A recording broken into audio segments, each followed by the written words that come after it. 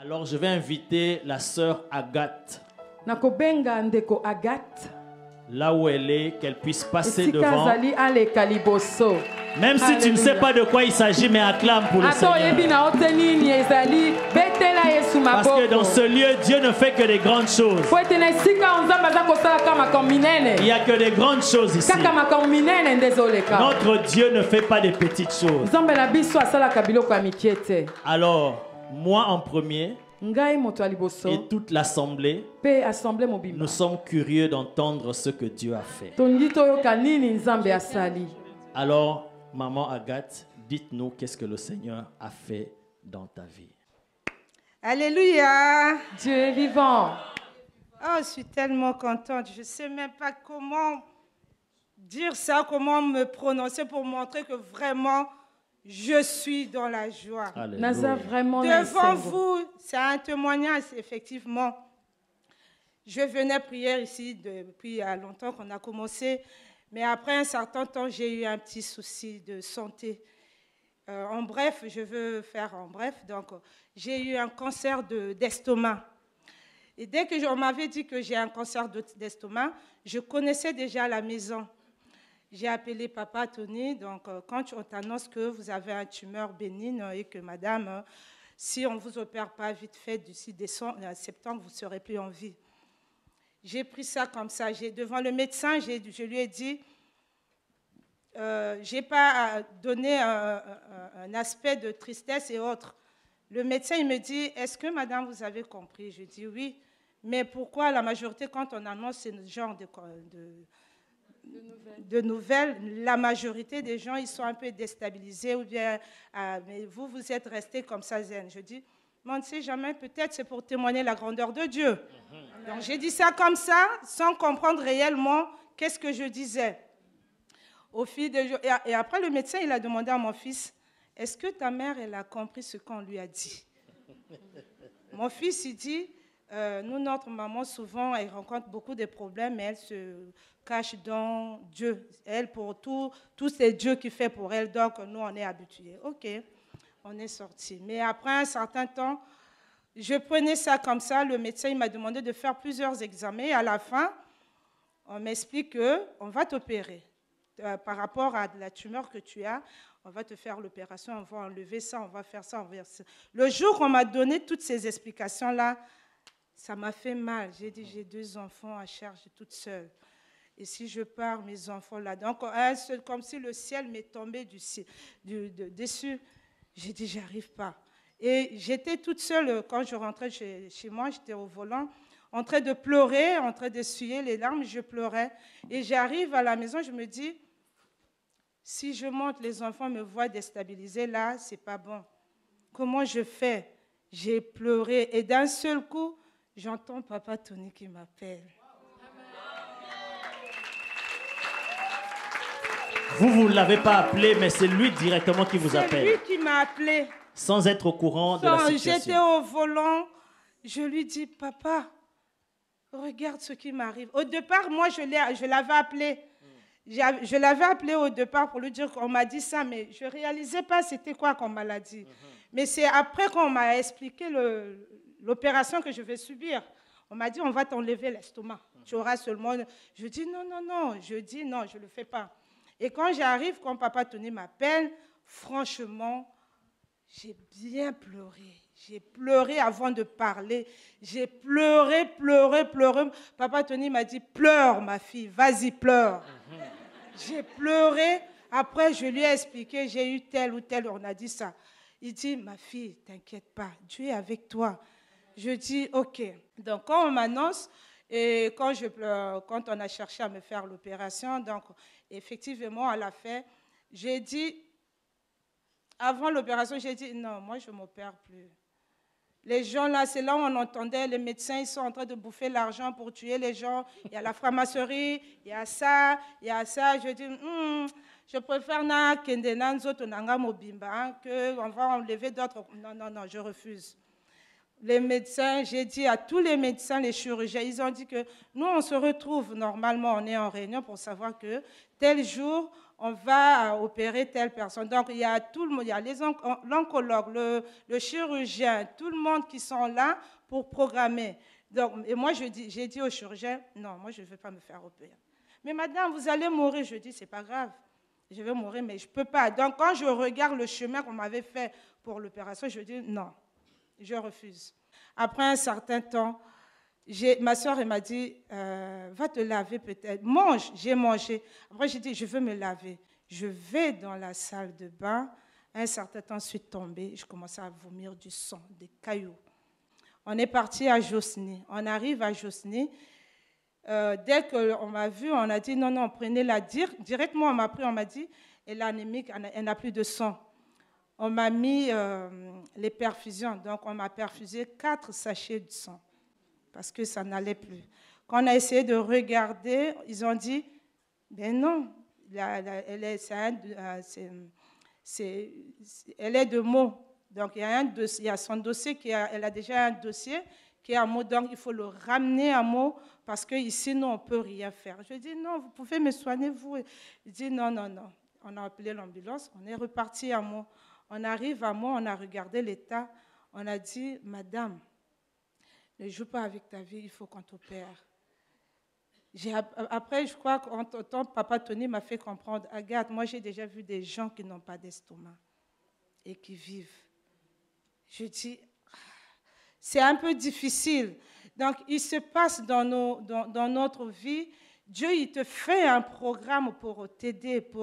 Mais toutefois, il y a Satan à côté. Il y a des gens qui te font comprendre que toi, tu ne sais pas que maintenant, là, surtout les médecins, ils sont en train de faire beaucoup d'argent sur les gens. Comment tu peux aller accepter?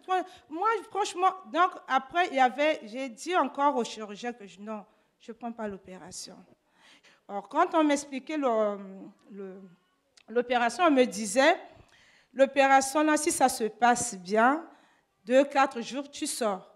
Le problème, si ça se complique, là, on ne peut rien faire et on va prier Dieu. Donc, en fait, moi, c'est ça qui me faisait peur. On m'opère et juste, je dis, OK, je veux me faire opérer. D'accord. Donc, on est vendredi, on me dit, tu reviens à l'hôpital le dimanche pour te faire opérer lundi.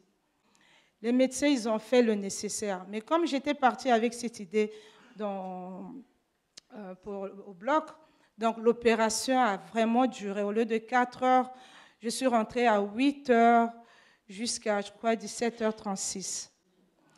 Et quand je suis sortie, ça a fait... Les médecins, ils viennent, ils se regardent avec leur regard pour dire que...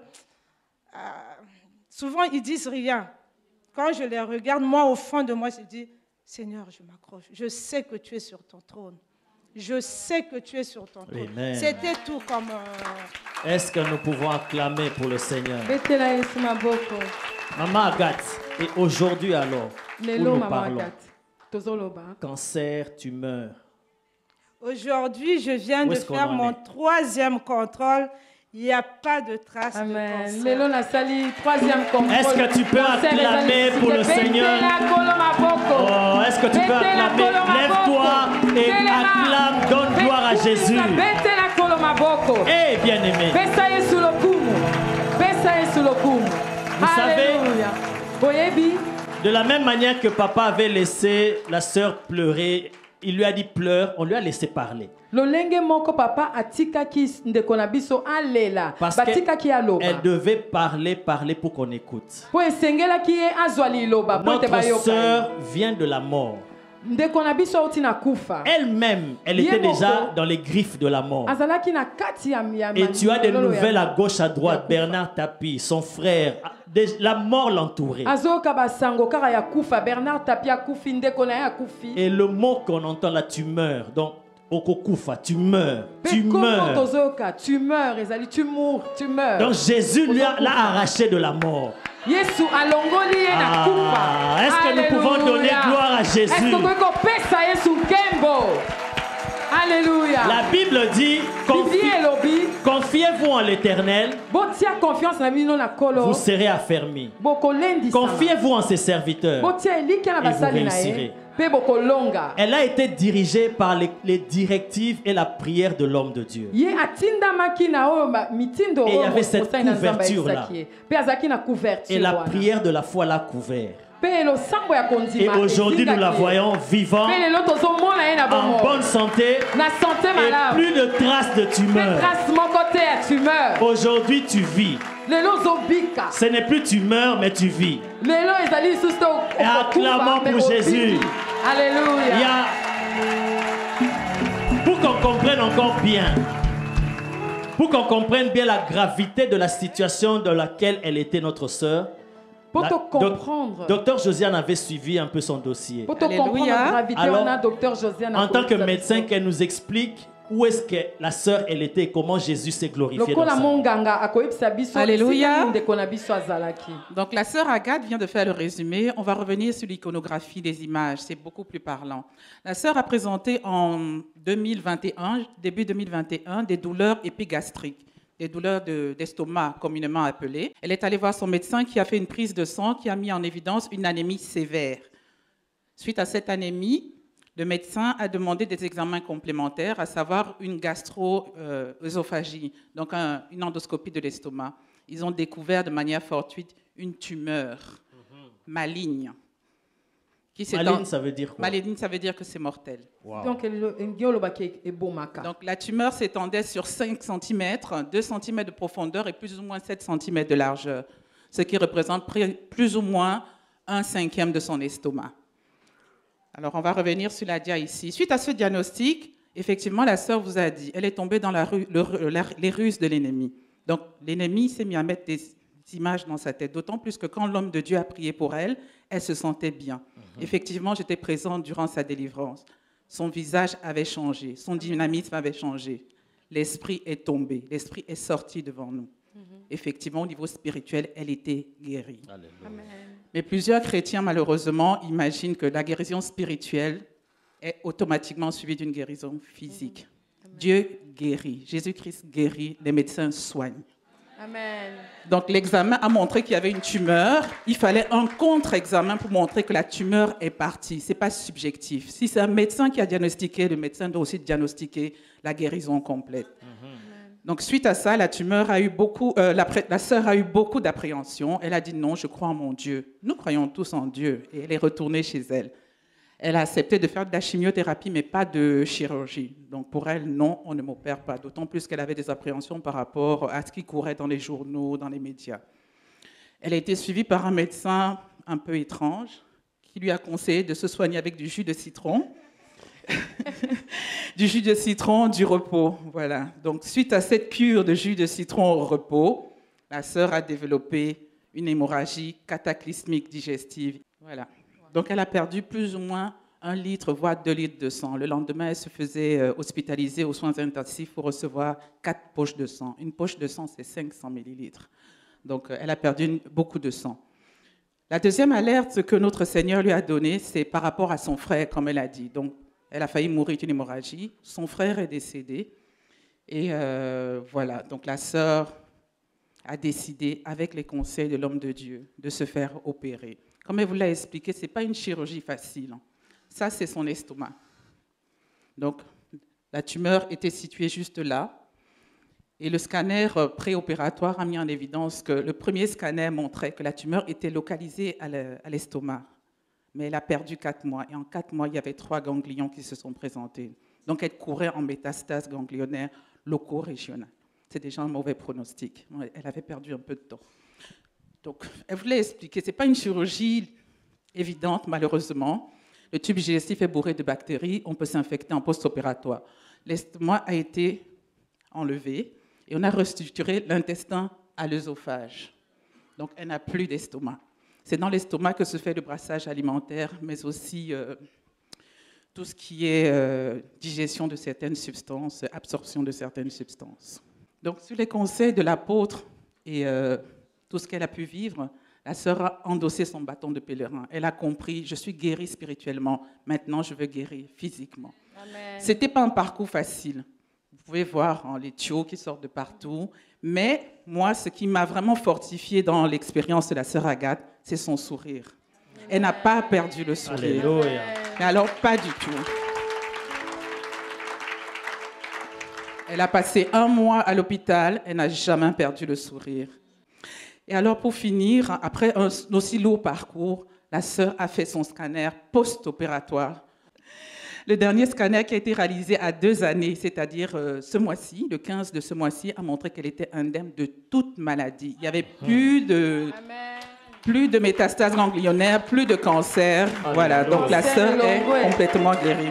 Alléluia. C'est là. Voilà. Donc le scanner marque pas de lésions suspectes, aussi bien dans le thorax, dans l'abdomen qu'au niveau pelvien. Donc, voilà, gloire à Dieu. Alléluia. Dieu est bon, hein? Acclamons pour Jésus. Oh, quel puissant et merveilleux témoignage. Waouh, waouh, waouh. Alléluia. Jésus l'a complètement guéri. Est-ce que nous pouvons donner gloire à Jésus? Lève-toi, nous allons. He's the miracle working God. Excusez-moi, je me permets de rajouter quelque chose en tant que personnel médical de l'Église. Papa l'a dit hier. Quand on prie, l'esprit part. Quand l'esprit part, on est guéri spirituellement. Maintenant, il faut objectiver la guérison par un contre-examen. Nous avons vu ici l'équipe médicale des patients qui ont arrêté leur hormonothérapie pour cancer du sein parce qu'ils se sentaient bien après la délivrance. Non. S'il y a un examen qui a montré que vous aviez une hypertension, vous devez faire le contre-examen qui montre que l'hypertension est partie. Il faut objectiver et ne pas rentrer à la maison et se dire « je suis guéri ». Non, ce n'est pas une bonne idée. Donc voilà, l'équipe médicale est présente. Si vous avez du mal dans vos démarches, du mal dans la compréhension, l'interprétation de vos examens, nous sommes disponibles et il y a une ligne d'urgence. N'hésitez pas à appeler. En tout anonymat, on vous répond. ADV est béni. Nous avons les médecins, nous avons Jésus, nous avons la guérison. La prière de la foi sauvera le malade. Aujourd'hui encore, la prière de la foi va sauver un malade au milieu de nous. Cancer, Azali, démon géant. Démon qui est géant. D'ailleurs, si c'est possible pour toi de prier vraiment avec force, c'est de clouer ces cancers, ces géants démons-là dans ta famille, dans ta vie, et le connaît comme Makaté. C'est un mauvais esprit. Prière, c'est que tu dois clouer ce démon-là, ce géant-là de cancer, que cette maladie n'arrive jamais dans ta famille ni en toi. Vous avez vu ce que le Saint-Esprit a fait. Et vous ne voulez pas même. Il est le Dieu des miracles. C'est un géant démon.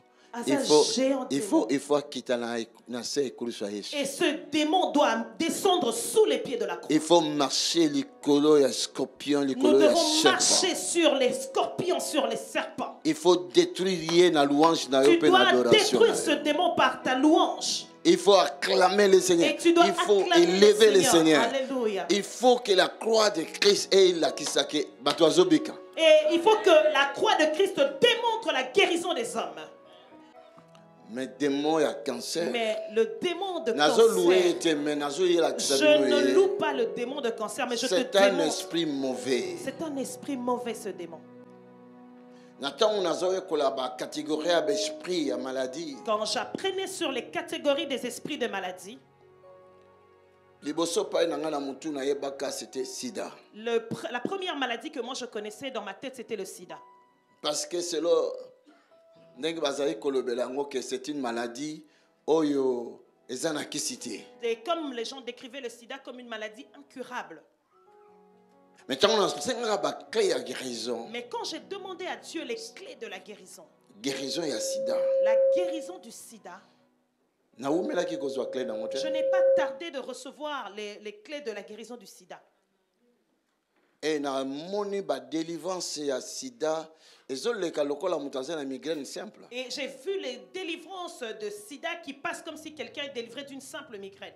Mais pour na kozwa clé à cancer. Mais pour recevoir les clés de la guérison du cancer, Jusqu'aujourd'hui, jusqu'aujourd'hui, ces clés sont données à compte-gouttes. Beaucoup à la 14 ans on a sida, je vous le dis, tous les 14, moins de 6 mois, ils seront guéris. Ce qu'on a déclaré ensemble. Mais ce qui a un cancer, ce bazar 4, les moussous mi balé ba koufi, mi balé ba biki. Vous pouvez être ici à 14 atteints du sida. Je prie pour vous et je vous dis que dans 6 mois, vous allez revenir avec un témoignage de guérison. Vous allez tous revenir avec ce témoignage. Mais quand il s'agit du cancer, si vous êtes 4 personnes qui sont atteintes du cancer, que 2 pourraient être guéris et 2 autres vont mourir. Oh non, ce que je suis même je compte vraiment de retourner encore chercher la face de Dieu. Et je compte, amen. Je compte retourner pour chercher la face de Dieu pour cette clé. Parce que c'est difficile pour ramener un cancer à la vie. Surtout ceux qui savent pas si déjà dénoncé que s'il y a Zokufa, Nazolité Mingi et je vis déjà ton père de une ou 2 personnes déjà dans la maladie. Et surtout si la personne a été diagnostiquée d'un cancer et qu'un cancer qui est malin et qu'on lui dise qu'il va mourir, je vois que les gens ont du mal de passer de la mort à la vie. Nous avons déjà perdu 2 ou 3 bien-aimés de cette maladie ici. Alléluia.